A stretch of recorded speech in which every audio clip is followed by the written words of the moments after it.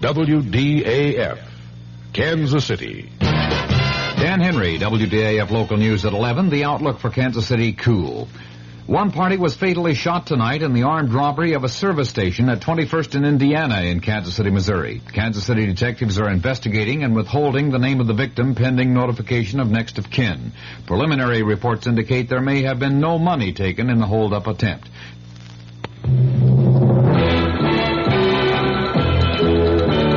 News of the hour on the hour from American Information Radio.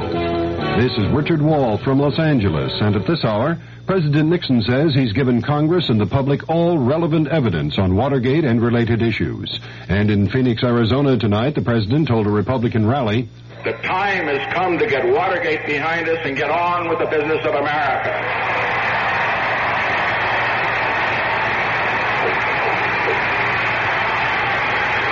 The time has come for the President and the Congress to devote their full attention to what you, the people of Arizona and America, think are of your great concerns. President Nixon was warmly received by the GOP crowd. In a broadcast taped in Phoenix earlier, Democratic Congressman Morris Udall of Arizona criticized the White House for sending transcripts rather than tapes to the House impeachment inquiry. That either the President has committed impeachable offenses and should be tried and removed from office, or he hasn't. And every day that goes by without delivery of all the evidence to Congress and to the special prosecutor drags this process out and hurts this country. Congressman Udall is the featured speaker at the Democrats' counter rally in Phoenix tonight. The vice president on the transcripts, that story coming up. Paper's full of those women again. They say they don't have equal opportunity. Ridiculous. I don't know, Bob. I'm beginning to see they may have something there. What do you mean? Your daughter Mary Jean's doing all right, isn't she? Oh, yeah, just great. She's finishing college with almost a straight A average. Cost me $15,000. Hey, she wants a job in publishing. Can I send her to see you?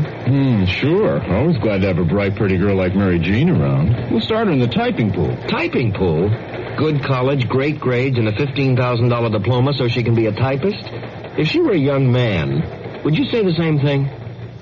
Let's stop neglecting one of the greatest untapped resources we have, the young women of our country. They deserve the same breaks as young male graduates who often move into executive training jobs straight out of college. Stereotyping women constantly as office workers only is just not fair. Woman power, it's much too good to waste. This message sponsored by the Now Legal Defense and Education Fund. Vice President Gerald Ford has outlined his impressions of the transcripts released in answer to the House Judiciary Committee subpoena for tapes for the impeachment investigation. Correspondent Bill Zimmerman reports from Myrtle Beach, South Carolina. The Vice President told a news conference here in Myrtle Beach, South Carolina, that he has been disappointed at some of the talk and harsh language indicated by the edited White House transcripts. Said Ford, "You can't help but be a little disappointed in what you've seen and read." But overall, the Vice President said he still believes President Nixon is innocent of Watergate and its cover-up.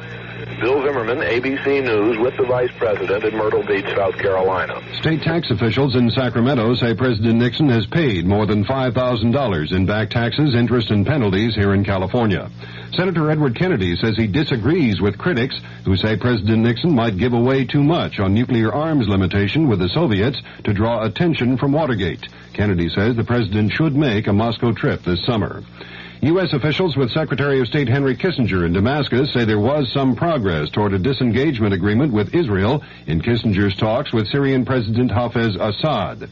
But Reuters quotes sources in Damascus as saying there was no agreement by Assad and Kissinger on any point. In San Francisco, the FBI says it's believed that Patricia Hearst stayed in the Symbionese Liberation Army apartment raided last night. The FBI says the SLA apparently pulled out of the apartment about a week ago. 3 men have been arraigned in San Francisco on murder charges in the zebra killings. 4 others arrested in the zebra case were released for lack of evidence. Atomic Energy Commission officials say a cloud of radioactive gas has drifted off the South Carolina coast. The tritium gas was accidentally released from the AEC Savannah River plant. This is Information Radio News. From the Kurt Murr Sports Desk, the Kansas City Royals will be hosting the Yankees tomorrow and Sunday. Pistol Pete Maravich has signed with the NBA's new franchise in New Orleans. Kansas City's Tommy Watson is tied with Bruce Crampton in third place in the Byron Nelson Golf Classic in Dallas after the second round. And 23 horses are set to run tomorrow in the largest field yet in the Kentucky Derby. The Kansas City outlook fair and colder tonight with a chance for scattered light frost in low-lying areas, the low in the upper 30s generally, sunny and warmer tomorrow with a high near 70. Dan Henry, WDAF News. Mystery Theater presents...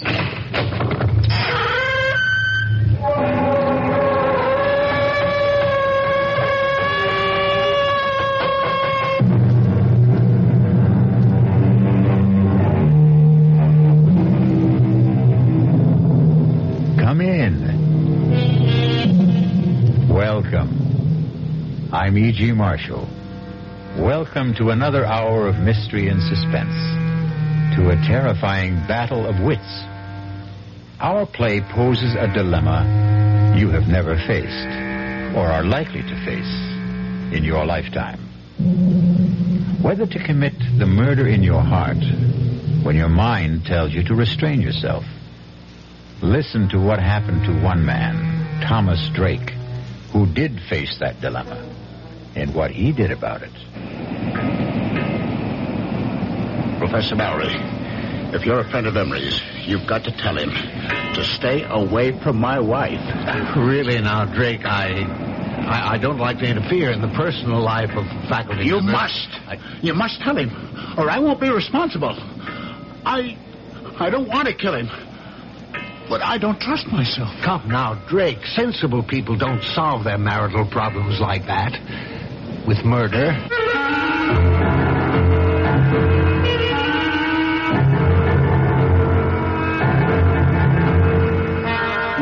Our mystery drama, Under Grave Suspicion, was written especially for the Mystery Theater by Hank Warner and stars Ralph Bell. It is sponsored in part by the Kellogg Company, makers of Kellogg's Special K cereal, and by Anheuser-Busch Incorporated, brewers of Budweiser. I'll be back shortly with Act One. You've seen the Budweiser commercials on television, and maybe you've wondered how long people have been putting that famous Bud label on things. Well, not as long as the brewers of Bud have been putting things on the label. Things like a list of Bud's most important ingredients. Quote, brewed by our original process from the choicest hops, rice, and best barley malt. And things like the following statement. This is the famous Budweiser beer. We know of no brand produced by any other brewer which costs so much to brew and age. Our exclusive Beechwood aging produces a taste, a smoothness, and a drinkability you will find in no other beer at any price. Unquote. Yes, brewing beer right does make a difference. Read the Bud label. Taste the king of beers, and you'll agree. When you say Budweiser, you've said it all. Anheuser-Busch, St. Louis. Hey, we're the Action Corps. See, we contribute more. T's for the teamwork of our crew. Our ideals are high. Oh, oughtn't you apply? Means it's now that we need you.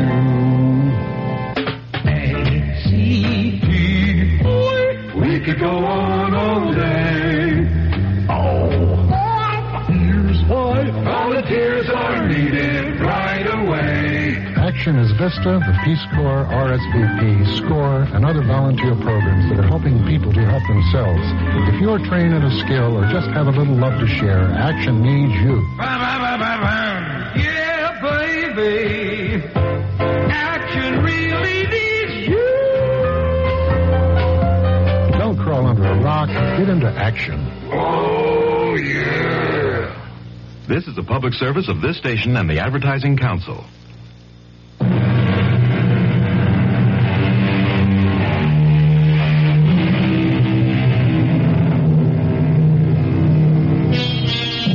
Have you ever returned home late one night and listened in the still darkness, tense and trembling, hoping and praying that you would not hear the whispered passions of your wife and a stranger. Fearful that you would not control a blinding fury to kill. That man getting out of the car on that dark dead-end road on the windswept bluff overlooking the desolate Long Island Sound beach, hurrying by cloud-veiled moonlight down the winding footpath through the scrub pines and brush to his isolated cottage, is Thomas Drake. Despondent, depressed. I should have telephoned, given us some warning that I'd be home a night earlier. But deep down I had the feeling that I still couldn't trust her. And I had to find out. I hurried towards the cottage, wondering why there were no lights on. Wondering whether she was asleep, alone, or with. I walked around from the back of the house, across the gravel mound, toward the waterside porch steps, not caring whether the crunch of my footsteps could be heard inside. The only other sound was my pounding heart and the surf washing the loose gravel off the berm. The half-moon slipped behind a bank of black clouds. And in the darkness, I tripped over the shovel, left lying on the gravel. I kicked it away. I went up the porch steps to the front door. I tried it. It was not locked. I stepped inside and listened. I called out, "Marianne." The bedroom door was closed. I opened the door. I stabbed at the light wall switch. The ceiling flooded. An empty made-up bed. I went to the kitchen. Turned on the light. It was swept and tidy. The counter, the sink, the stovetop, bare and dry. Not a trace of food particles. No lingering cooking odors. The dish mop, dish towel, bone dry. I needed a drink to calm down. I reached for the bottle of bourbon in the kitchen cabinet. Poured myself a stiff one. Wondering where she was. The drink only added fuel to my slow burn. I flushed with waves of anger. I had to get out in the air to think. I put out the house lights, carried the bottle and the glass to the porch, and settled down to wait. The cool onshore wind on my face. The moon playing hide-and-seek with the dark clouds. The lights of Connecticut blinking across 10 miles of black water. The old field light alternating beams of green and red. It was restful. But as I nursed the bourbon, I couldn't altogether get her out of my mind. My thoughts wandering back in time, wondering if she'd left me or would, once again like the first time, before we were married and were living together in my apartment on Manhattan's swinging east side. Two modern, sensible singles willing to give it a try.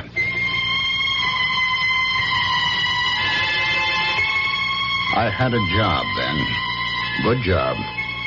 I was a vice president with electronics engineering. I got home that night. It was Friday night, about 8 o'clock. And as I let myself in... Yes, dear. I heard her talking on the phone. Come on up, Jack. Oh, ask the doorman to hold a cab. He just got home. Oh, who was that, Jack Harrison? Of course. Who else? You know, I'm getting tired of his hanging around. Why did you tell him to stop calling you? He didn't. I called him. You look so surprised, Thomas. You don't have the time anymore for anything but dear old electronics engineering. You did phone me you wouldn't be home for dinner, so I called him. There's a movie I want to see. That's the third time this week. Oh, I didn't know you were counting, darling.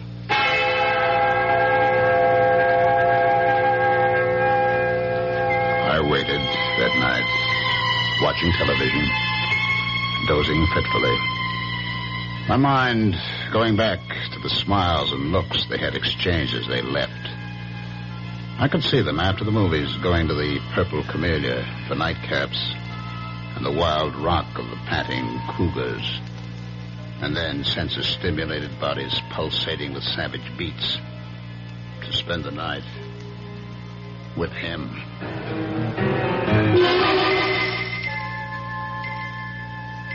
I was awakened from my sleep in the chair by the buzzing TV set. It was 4 o'clock.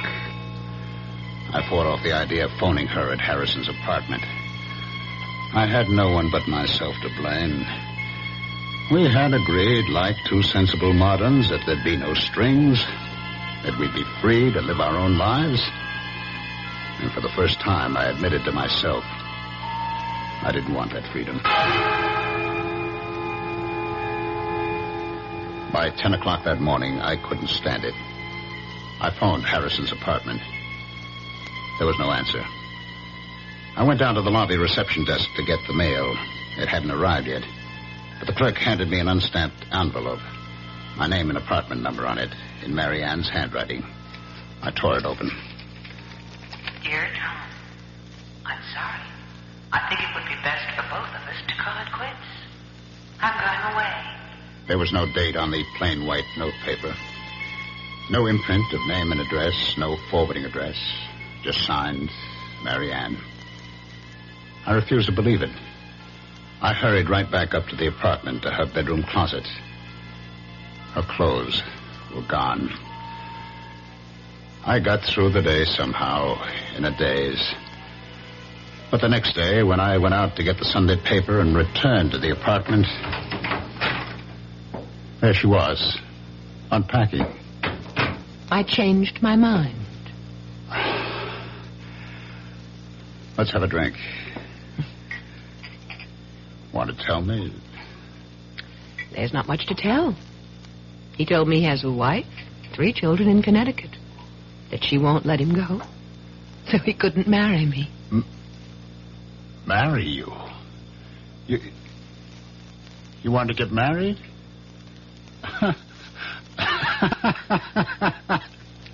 Is that all? You wanted to get married? Will you marry me? Yes.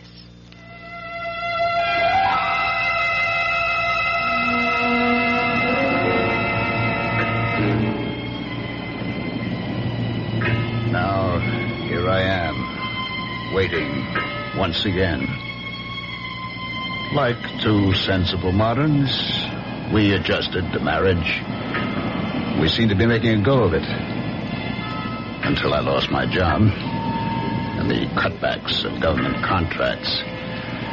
We subleased the apartment, moved to the cottage to make the rounds of electronic firms on Long Island. I sat there on the porch, waiting once again, looking up and down the beach. And suddenly I saw a flashlight about 100 yards down the beach. It moved around, but it did not advance. And then it went out. I listened. The crunch of footsteps on gravel, carried by the wind, grew louder. I could make out the silhouettes of a man and a fishing rod on his shoulder. He was alone, hugging the waterline. As he came abreast, I called out, "Any luck?" It was Professor Mowry of the State University Marine Laboratory at nearby Flax Pond. Oh, not a thing. I was hoping to pick up a striper. Line got snarled and the reel too tangled to bother with tonight. Well, I'm just having a nightcap. Did you join me, Professor? I could stand one short one. Getting a bit nippy. We talked. He sipped his whiskey. I don't know how many I had. He talked about projects at the Marine Lab, the need for more state funds for research on wetlands, water pollution, erosion. He knew I was trying to get relocated, had given me a letter to an executive at the Grumman plant. Hear anything from Grumman? No, not a thing. I've about exhausted the job possibilities on Long Island. I spent yesterday and today in New England. Well, thanks for the drink. I'm sure the job market will open up. Say hello to Mrs. Drake. Thanks again. Dr. Mallory. Yes? Would you do me a favor? Favor? Well, you're a friend of Emery, Richard Emery. I know you know him. But are you a friend of his? Well, he's one of several new young chaps doing postdoctorate work at the Marine Lab. It's a small group, and we're all more or less friendly. I mean, will he listen to you as a friend? Listen? Yes. Tell him to stay away from my wife. What? Emery? Your wife? That's right. Don't ask me how I know. Little things, I know. I come home tonight. She's not home. I know. Well, it's a rather personal matter. I don't feel I have the right to meddle in the personal affairs of a faculty member. If he doesn't, I'll kill him. Now, Drake, don't talk like that. Sensible people don't solve such problems like that. That's what I always thought, but now... Look, Drake, if you don't mind my giving you some advice, why don't you just get a divorce? Or separation? You just tell Emery to stay away from her. You must tell her, Mallory. You must. I don't want to kill him, but I'm afraid. There'll be a breaking point. You tell him, Mallory, tell him. If you don't, you'll share the responsibility. Now, Tom, you're overwrought. You'll feel better in the morning. All right, I'll talk to Emery. Thanks. Good night, Tom.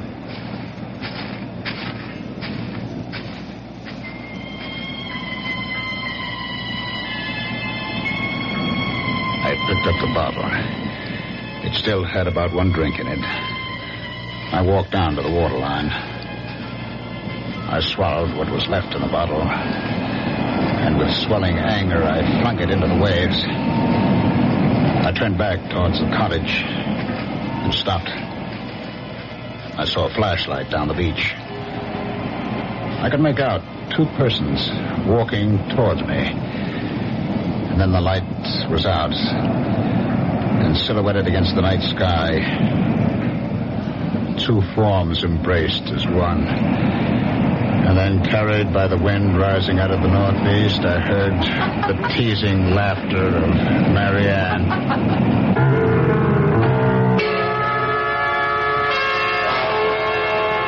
Well, there may be laughter in the wind, but for poor Tom, this is no time for levity.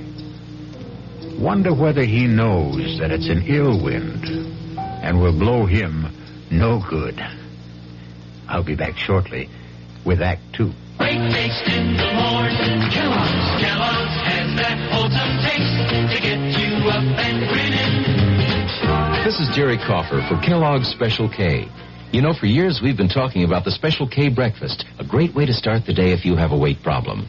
You may have seen or heard our latest commercials, which symbolize the problem of being a few pounds overweight by using this ball and chain. That's the sound effect.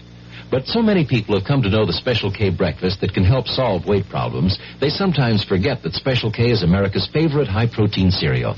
It has 8 essential vitamins and iron, and so delicious that lots of folks, kids as well as adults, eat Special K just for the sheer good taste of it. So we don't want you to think that you have to wear a ball and chain to eat Special K. All you need is an appreciation for the finer things of life, a 1-ounce bowl of Special K, 4 ounces of skim milk, tomato juice, coffee, and maybe a little sugar. The Special K breakfast can't help you lose weight all by itself, but it really is a good start. Who knows how to help you solve your shopping problems?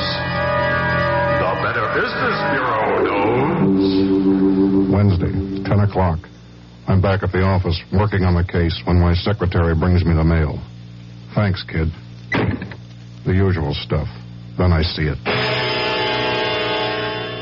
It's addressed to me, resident. Inside, a fake rabbit's foot.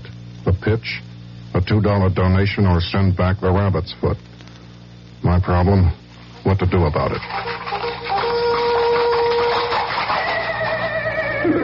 I'll help you with good advice from the Better Business Bureau. Oh, yeah? Spill it. If you receive unordered merchandise in the mail, you are under no obligation to return it or pay for it. Thanks, pal. You're okay.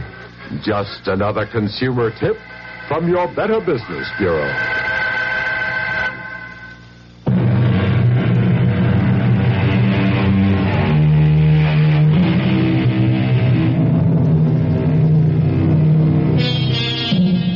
Now, what's a fella to do?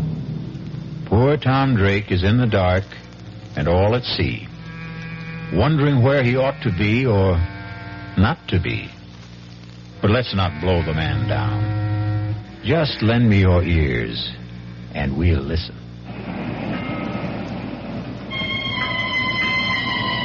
Their embrace in the dark was brief, and they started walking towards the cottage without using the flashlight. For a split second, I thought of walking towards them for a showdown. But Mallory's promise to talk to Emery made me put aside the impulse. I ducked behind a line of boulders that formed a breakwater above a high water line. They stopped in front of the cottage. From behind the boulders, I watched and listened.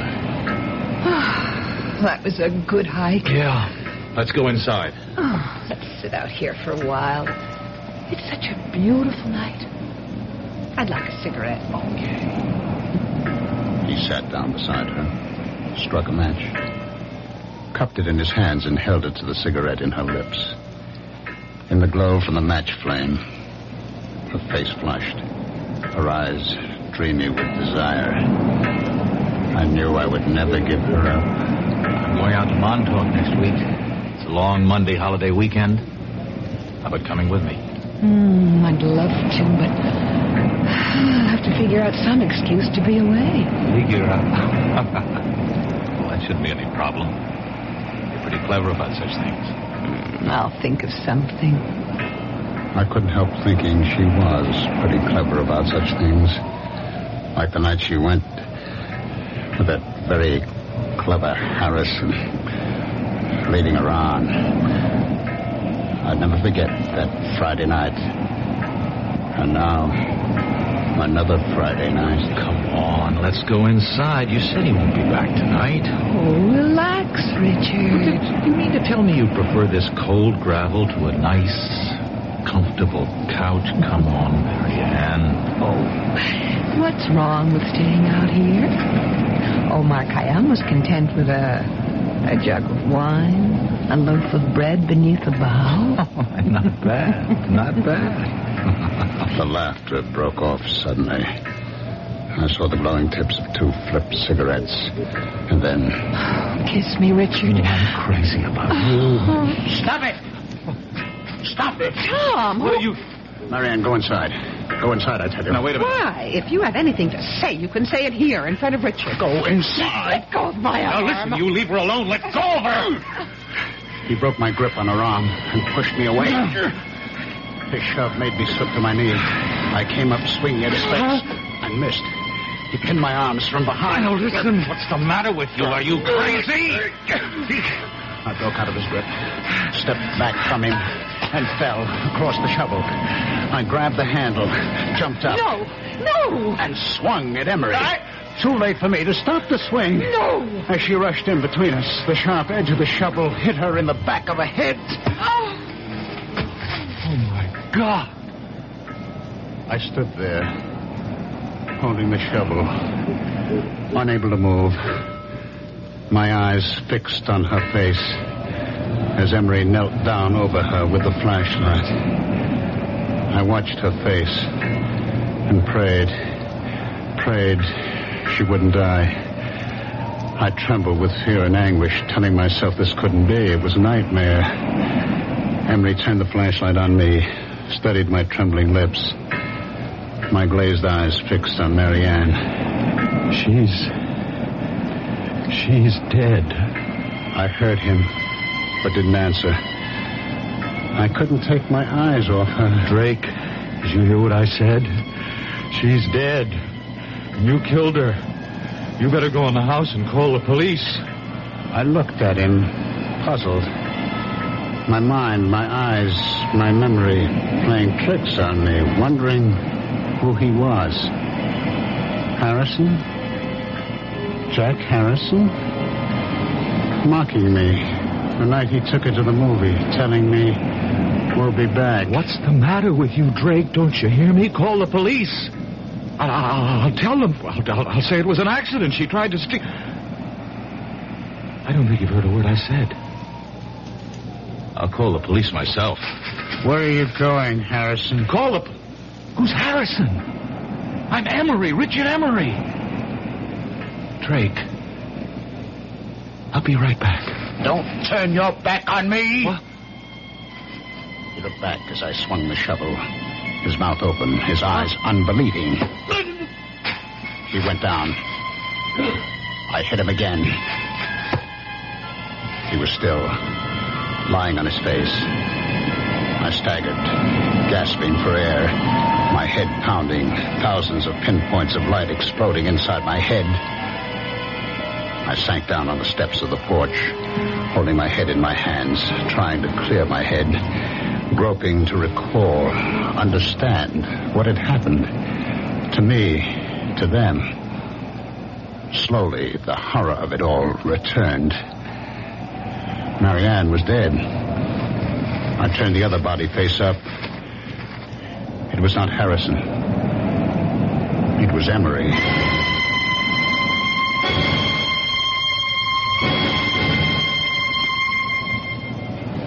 I don't know how long I sat there on the porch steps.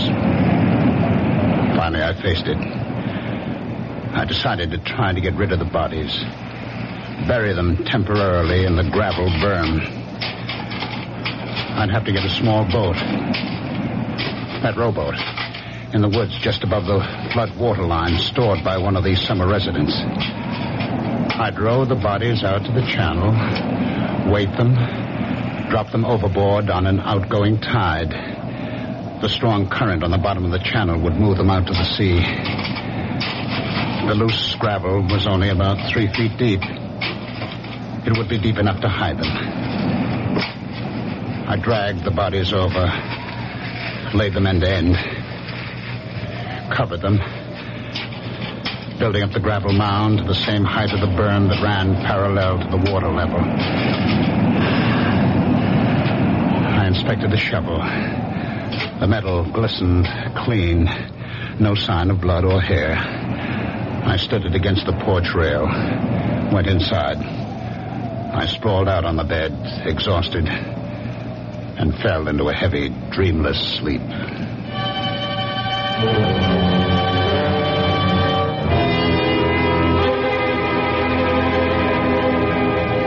I woke up the next morning about an hour after sunrise. My mind clear, instantly aware of what had happened, what I had done. I jumped off the bed, went to the porch door, looked at the gravel graves on the berm.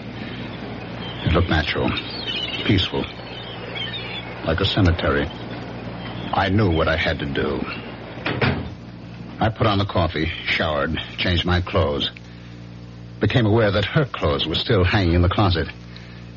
I got the old note she had left me on that weekend with Harrison. Read it over and over as I had my coffee on the kitchen counter. I turned on the radio for the weather. The Bureau reports Hurricane Gilda moving past Cape Hatteras, leaving a devastating... I placed the note on the counter, carefully spilled a spoonful of coffee on the counter, wetting a large corner of the paper, and then blotted it with a paper towel. I knew I'd have to keep checking the weather, but first get rid of her clothes. I put them in a large plastic garbage bag. I knew I'd have to stay close to the cottage until I got rid of the bodies. Lay in a supply of food, so I drove to the supermarket, put the clothes into the collection bin of the Salvation Army on the parking lot. I did my shopping and was back in less than an hour. I went up to where the rowboat was on the bank of trees. It looked all right. Aluminum, light enough to drag. The oars were in it, and burlap fish bags, strong enough to hold the rocks I'd use for weights. I'd have to wait until dark to move the bodies. In the meantime, I could move the boat. It was a couple of 100 yards. I placed the boat on top of the grave. By nightfall, the Coast Guard was sending out small craft warnings, and all through the night, I was glued to the radio for weather checks, feeling trapped, helpless to do what I had planned. I finally fell asleep on the couch.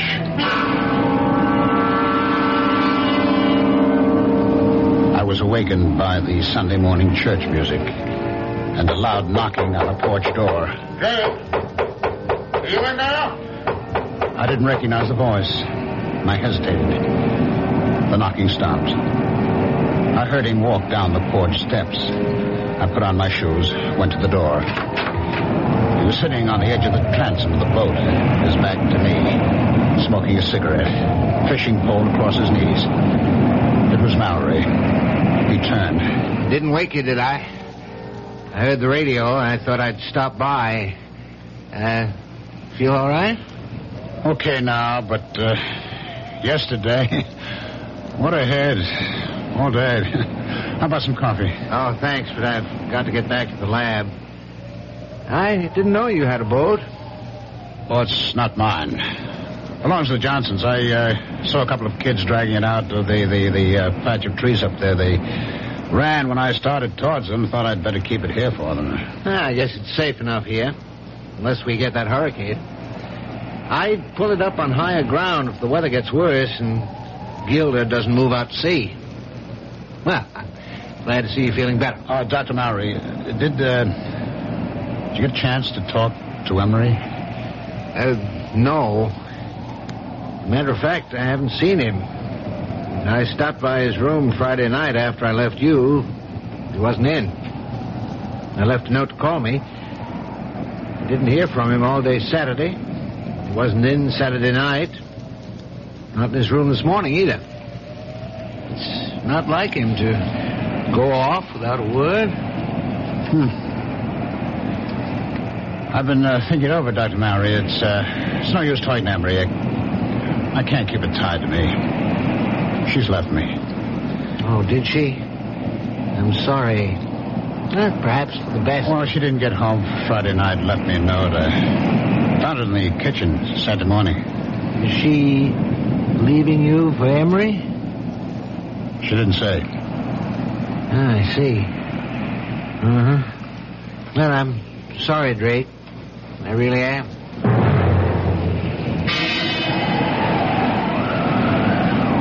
Sunday night, I was still trapped by the weather. It got worse through the night.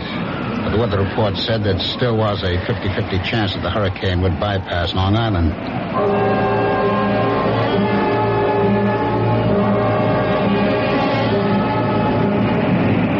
About noon the next day, the wind died down. I stood there by the rowboat, wondering whether I should take the chance in broad daylight.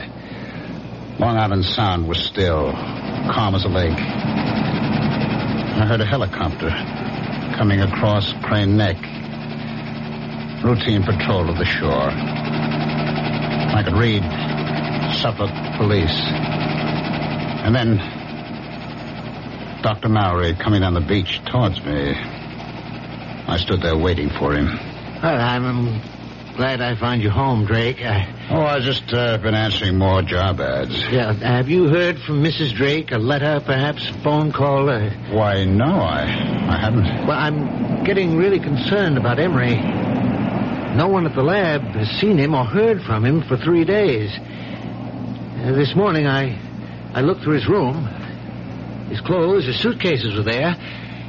I can't understand. I was hoping if you'd heard from Mrs. Drake and knew where she was, I'd ask her if she had any idea about where Emery might be. Well, I do have her mother's phone number in Ohio and her sister's in Connecticut. If you don't mind. Do you want to call from here? Thanks, but I'm on my way to the village hall to see Police Chief Raymond. I stood there watching him make his way along the beach to the village hall at the old field lighthouse, wondering just what he'd tell Chief Raymond. Well, You know what they say. The path of gory murder leads but to the grave. What do you suppose will happen to Tom Drake? Will he be like that comedian who murdered people with stolen jokes and was hanged by his wits' end? I'll be back shortly with Act 3. Hi, Ms. Goldilocks here. Professionally taste-testing diet drinks can be very difficult, but I've just had to bear with it. Then I found sugar-free Diet 7-Up. It doesn't taste like other diet drinks. It's fresh, light, natural, delicious. Sugar-free Diet 7-Up tastes so good that I've taste-tested it hundreds of times, and each time I've given it my seal of approval. Yes, this one's just right. You finally made your gift list. Your neighbor's child is 2, your niece is 6, and nephew is 7. But before you go to the toy store, there's something else you should do. Write Toys, Washington, D.C., 20207 for a free booklet on toy safety. That's Toys, Washington, D.C., 20207. This message is brought to you by the U.S. Consumer Product Safety Commission.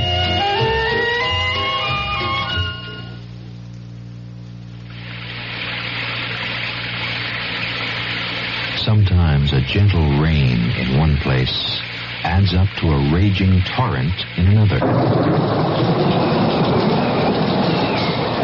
A torrent that can uproot lives as well as trees.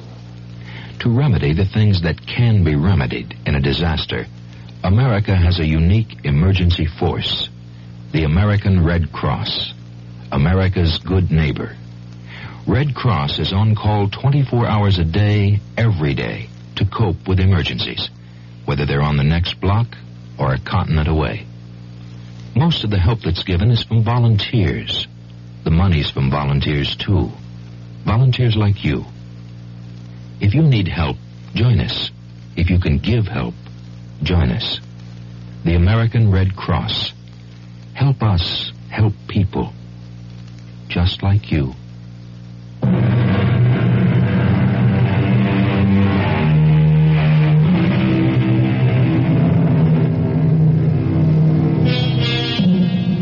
The lot of most policemen is not a happy one. Wonder how Police Chief Raymond will receive Professor Mallory. Will he use the right bait and make a haul, or lose hook, line, and sinker? Let's follow our troubled professor and find out. What's this all about? Emma said to tell me it was urgent. Well, I mean, it's not a matter of life or death, is it? I hope not. Ooh, well, you sound like you're not so sure. I'm not, but I am getting worried. Somebody been stealing typewriters and lab equipment again? No, Chief. Well, this may sound odd, but a member of the lab faculty seems to be missing. Oh? That's so. What do you mean, missing? No one's seen him since Friday afternoon. Well, this is only Monday. Yes, but he was not in his room Friday night, Saturday night, Sunday night. He didn't show up in the lab today. Well, what about his weekends? Did he have them free? Oh, sometimes, when scheduled. He was not scheduled to be off this weekend. Uh-huh. The chap he rooms with, Garrison, says he saw Emery Friday noon. Well, Garrison was off this past weekend. He got back Sunday night. I saw Garrison this morning. He wasn't surprised or upset over the fact that Emery hadn't spent the night in his room. Mm-hmm. It wasn't the first time. Do you know that cottage the Drakes rented? Yes, I do. It belongs to Howard. Is that the one? What about it? Well, last Friday night, I was out casting along the beach. On my way back to the lab, Drake invited me to stop for a nightcap on the porch. He'd already had quite a few. I had one drink with him, and he asked me, was I a friend of Emery's? And he asked me, the way he put it, would I do him a favor? Mm-hmm. Go on. What he wanted me to do was for me to tell Emery to stay away from his wife. Now, did he explain that?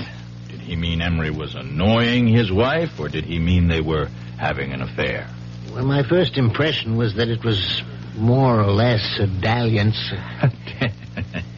Well, that's kind of par for the course in this university town, you know. Yes, perhaps, but I told him I'd prefer not to get involved in personal affairs of faculty members. And what'd he say? He said if Emery didn't stay away, he'd kill him. His exact words. Huh? Of course, he was very drunk when he said it. I told Drake to calm him down, that I'd talked to Emery. Yes, I see. Well, now, what about Mrs. Drake? Was there anything said to indicate whether she was inside the cottage while Drake was blowing his top this way to you? No. There were no lights on inside. Matter of fact, Drake made it clear that she was not home.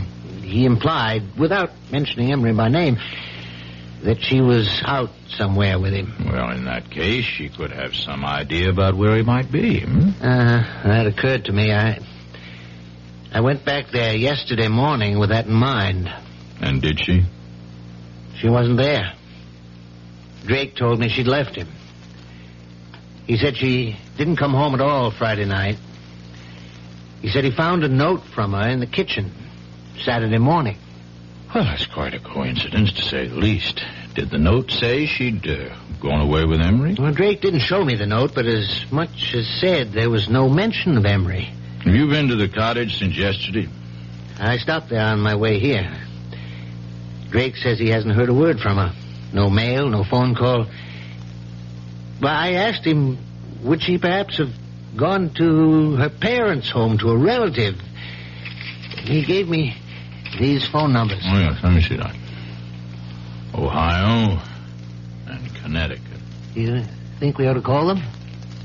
No. I'll drop in on Drake. I'd rather he made the call. You see, if we can't locate Mrs. Drake and you don't hear from Emery, that leaves us with 2 missing persons. We'll put out an all-points teletype alarm, full descriptions and photos. I'll keep you posted, Mallory.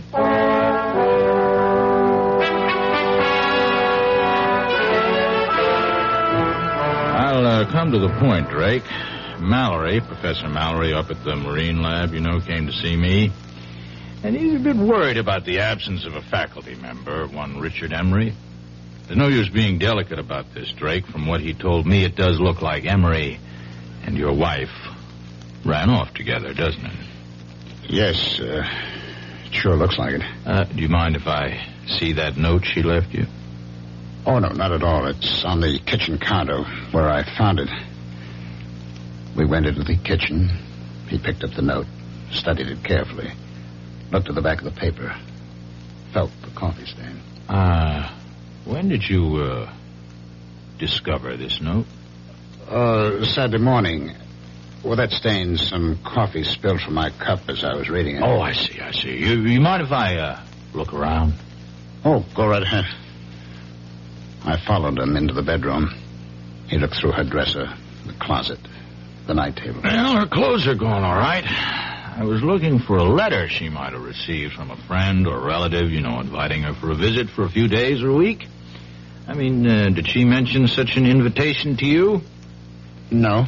Well, if she did get such a letter, she could have taken it with her. I mean, have you called her parents or her sister? Well, frankly, no. I was hoping I wouldn't have to do that when she come back, or write or phone. Well, if they don't turn up in a week or two, we might perhaps go on the assumption that they're dead. You see? And start a search for their bodies. You don't think... Well, look, Chief, I was drunk when I told Mallory... No. I don't think you killed them. Of course not. What would you do with the bodies? Bury them out there? Let's not get morbid about this. You don't think I'm going to call out the tractors to scrape down the gravel, do you?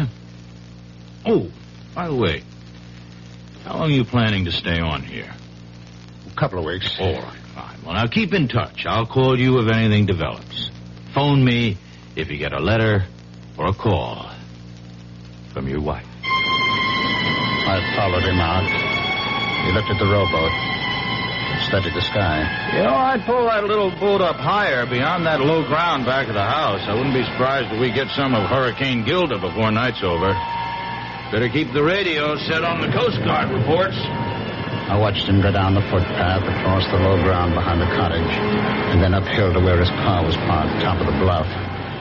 It was not till he was out of sight that I stopped sweating.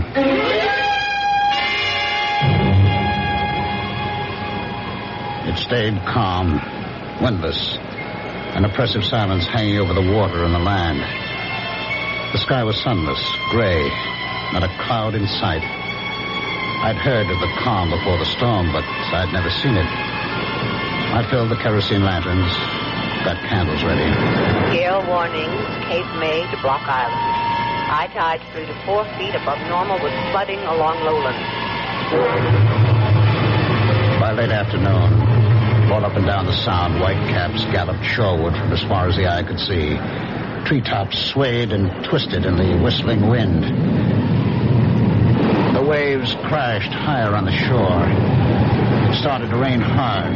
Windswept sheets of water lashed the roof and the shingled siding. The lights went off. I lit the lanterns and candles. Winds 50 to 60 knots. Residents alerted to evacuate low-lying shore areas. The door banged open, and the wind picked up the rowboat, sent it rolling side over side across the low ground behind the house. I stood with a lantern on the gravel berm, watching the waves inching closer, lapping the foot of the gravel mound, loosening gravel in the backwash. And then I heard the phone ringing. I went to it, picked it up, still watching through the open door, the waves breaking over the gravel. Hello? Hello, Drake. This is Police Chief Raymond. What the hell are you still doing out there? Didn't you hear the evacuation alert? Oh, the phone fell out of my hand. I saw waves crashing over the grave and ran out. Now, Drake, you listen to me carefully. There's been a breach in the shore about a quarter mile down the beach. Get the hell out of there. You'll be cut off. You hear me? Are you there? Hello? Hello? I must have looked at that idiot. Well, better get going with the motorboat.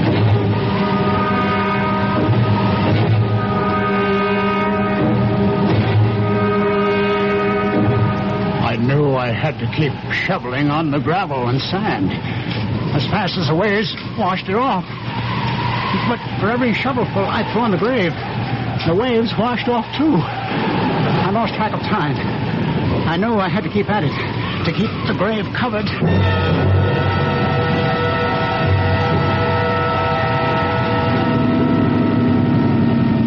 Head in close to the house, Mallory. Yeah. Drake! Drake! All right, let's go ashore. Nose it into the bank. You better bring your flag. All right.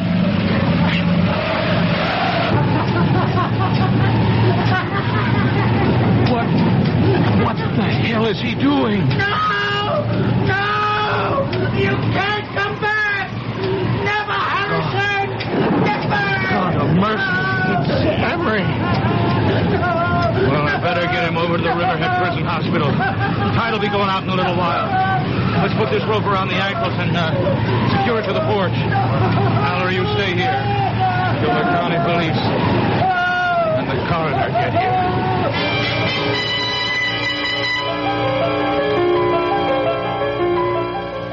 Chief, I'm at the morgue at Riverhead. Dr. Henderson of the police lab gave me an envelope to get to you. He said you wanted an analysis report in a hurry. That's right. What's it say? Read it to me. It says, the coffee stain is less than a week old. The ink is at least a year old.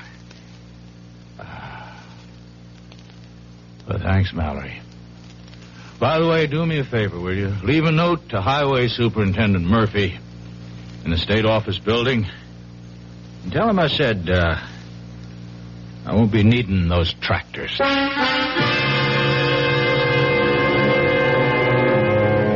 Well, imagine. What do you think of that police chief? Isn't he the fishy character? Anyhow, we didn't have to scrape bottom. I'll be back shortly. Hello, this is Goldilocks. It seems like only yesterday that I was a little girl tasting porridge. You know, this one's too hot. This one's too cold.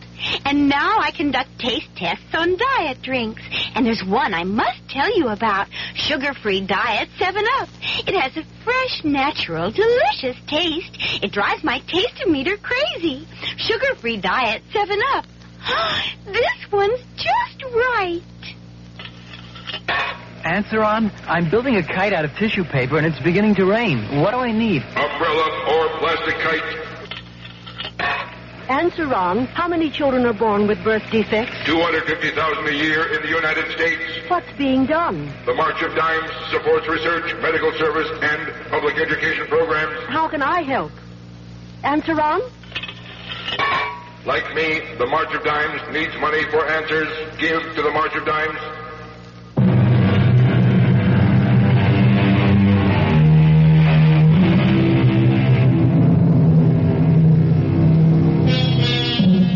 Still in a dilemma? We hope you never have to face it. We can offer some advice, though. When you are uptight about any matter, nothing like settling down at your radio and letting the cares of the day slip away as your mind and ears carry you off on a relaxing journey of mystery adventure. Our cast included Ralph Bell, Patricia Wheel, Robert Dryden, and William Redfield. The entire production was under the direction of Hyman Brown. And now, a preview of our next tale. No, I want to know. I'm afraid he had the head impaled on a pike and left to wither on the battlements. The body, of course, was interred. Oh, my God. Oof. Nasty types they were in those days. How old was she? Oh, see, I think I remember. Oh, yes, 24. Just my age. So young to die and be buried forever. Well, the legend is, of course, that she hasn't been. You mean she haunts? Oh, rather. She was quite a horsewoman, history tells us. And any night, but particularly when the moon is full, she rides the grounds, searching for her lost head. Radio Mystery Theater was sponsored in part by new sugar-free Diet 7-Up. This is E.G. Marshall inviting you to return to our Mystery Theater for another adventure in the macabre. Until next time, pleasant dreams.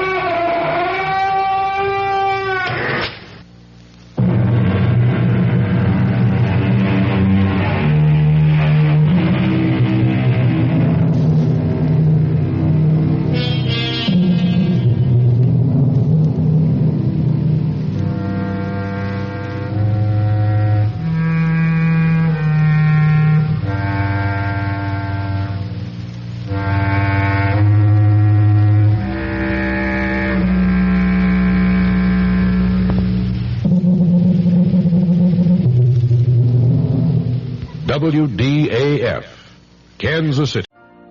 You've been listening to the OTR Gold Network. Find more classic radio at otrgold.com.